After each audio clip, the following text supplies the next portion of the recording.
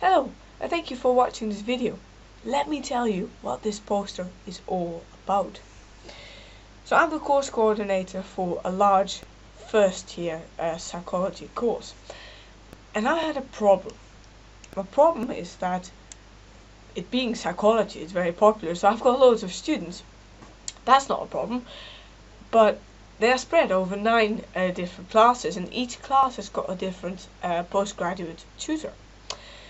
The course is 100% coursework based, which means we have a lot of assignments, and no matter how well I explain the assignments to tutors, they tend to take on almost a Chinese whisper nature, which means that each tutor might give somewhat different and inconsistent assignment instructions to the students. So the students start talking to one another, and well, your tutor is saying something different to my tutor. So there's inconsistency, which I wanted to avoid. So what I thought I'd do is I created assignment videos. So these assignment videos, they look a bit similar to what you're experiencing right now. So it's me talking over slides. And for each assignment, it explains to students what they have to do, why they have to do it, and how to go about it for each assignment. And that's posted on My Aberdeen. And you can watch an example here, which is one of the things. Normally, obviously, it's on My Aberdeen, but this is on YouTube, so everyone has access to it who watches this poster. And this worked. There were no more comments on the SCEF, that is where this usually comes out, and no more comments about inconsistency, that all disappeared. So that was great, and I could have stopped there, but there was something interesting that happened. The students now said that they loved these videos. They were highly popular with them. So I want to know why. Apart from solving inconsistency problems, what else did these videos do for students? So that's what the current study is aimed at. Finding out why these assignment videos are so popular.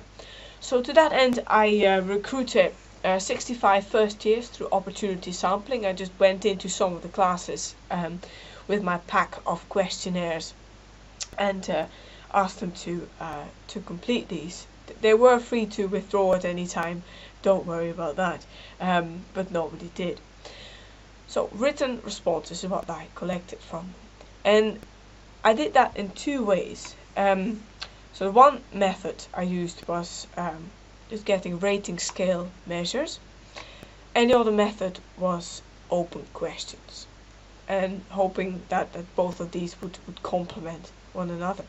So for the rating scale measures, there were 3 things I was interested in. First of all, what's their general attitude towards these videos? In psychology, we're always interested in measuring attitude. And I was also interested in students' general preference for certain ways of teaching. Now there's a teaching inventory, teaching style inventory by Trigwell and Prosser, which I've adapted for students. So rather than asking lecturers of how do you teach, I ask students, how do you prefer to be taught? So have a look at that inventory. It's really interesting. You can try it out yourself as well. So students could have a preference for more student-centered teaching, which would be where students are more encouraged to think for themselves, or they could have a more lecturer-oriented teaching preference, where your teaching would be more top-down, would be more directive. It's not said that you have to have one or the other. You could enjoy both parts, both types of teaching. So what I did to create one score for that was to subtract the student-centered from the teacher-centered preference part of the scale. So a positive score on that measure would be having a preference for more a student-centered teaching. I also was interested in how socially adjusted the students were and how attached they were to this particular university. So based on that, when I got the details from these three measures, I did correlational analysis. And here's what I found. So that's the positive attitudes to assignment videos. That's the first measure. That was associated with a preference for more student-centered teaching.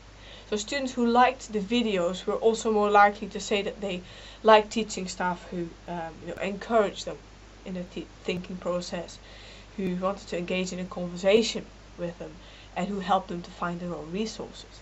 So the assignment videos might have come across to them as being those three things. And the attitudes, the positive attitudes to videos were also associated with feeling attached to this particular university. So that's just numbers, and that's really interesting, but I was also really interested in the open questions. So I asked students just to write in as much or as little detail as they wanted. Things like, do the videos influence your learning? If so, how? Does it matter whether the instructions are text or video? Does it matter whether the lecturer actually shows their talking face? That was something I was particularly interested in, because I've always recorded videos with my face showing, and I've never really thought about it, but maybe that was a crucial aspect of it. And for that, to analyze this part of the data, I used thematic analysis. So there are just two main themes that I want to highlight for now. One was how the students actually used the videos. Obviously, one basic use that I wanted them to adopt was just finding out what you have to do and making sure that everyone has the same idea of what they have to do. But there was more that students did with them. And there was, broadly speaking, there were two ways in which students used them. One was a strategic use, where students would actually go back to the videos after they've done the assignment, and then give themselves a mark and just see, putting themselves in the shoes of the marker.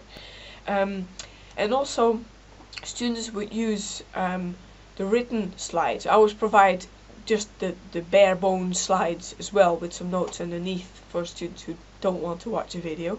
And they said that they do go back to those written slides, but the videos initially are nicer. So easing them into it makes them feel comfortable, and then they go back to the slides later. So there's a strategic use of these videos.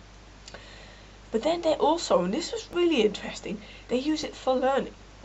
They say things like, I grasp it better when somebody is physically telling them. It's not actually me physically telling them. It's a recording of my face. But to them it feels like it's a real person in the computer or in their phone actually telling them. Or somebody says, this is great, it's a lecture on demand, you can watch it many times. No one knows if you watch them 20 times before you understand. So students really use this for learning. And then the effect of the talking face. This was brilliant. This is gold. Students are saying that when you can watch the lecturer's talking face, that shows their sort of motivation. You can tell that from their face, from the way they behave, and that is actually contagious. Even something as dry as an experimental report suddenly becomes interesting because the person talking about it is interested as well. It makes me pay attention because I can see the emotions. I can see they're engaged and wanting to help us. And that makes them want to get engaged and wanting to match the effort. And they also said it creates a connection with the lecturer. Because even if you don't know them, you haven't talked to them personally, when you actually see their face, it makes you feel like, I know the tutor better. It allows you to feel alright if you need to email them. It's like this that's why I compare it with knowing a famous person, and when you see this famous person on the street, you want to say hello, even though they don't actually know you. And And also it makes it more personal and thus secure. People feel more, they feel more sort of at ease to confide in somebody whose face they've already seen in animated form. So very, very interesting findings. So what can we conclude from that? So some of it is good, and other things are, I don't know, perhaps a bit sticky issues. So on the one hand, and this is what I find intriguing, what I aim to do was to create standardization, so everyone sees the same instructions. But in doing so, what I've actually created is a personalized experience for the students. And that has really positive effects on how they feel about the course, on how they feel about the lecture, how they feel about their own motivation. And it seems to be tied in with a preference for a student-centered teaching. So that's positive, that's great. However, there are lots of courses who don't use this. And the students don't just have psychology, but they have these other courses. Some students suggested that, other courses who don't provide assignment videos, they're not putting as much effort in. Does that make other courses seem less caring, or putting in less effort, wanting to help their students less? Of course not, but does it, the fact that I'm doing this, does that create a kind of contrast? And also, this is a more wider issue, I guess.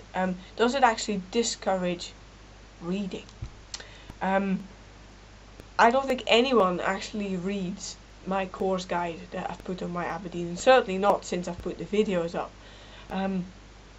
Is that something they come to expect, that everything will be sort of delivered to them in video format? Is that what I'm unintentionally doing? So these are things to ponder, things to think about. I've got some references for you which I strongly recommend you read. They're really interesting. And try out the Trigwell and Prosser inventory.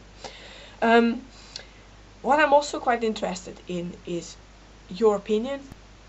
You will have, in the course of me telling you about my idea about assignment videos, you will have had some ideas yourself. Would it work in your course or not? What do you think about in general? What do you think are answers to my sticky issue questions? So go to this survey here and tell me what you think. Or if you want to email me about that instead, then that's fine too. But thank you very much for watching. I hope you enjoy the rest of the symposium.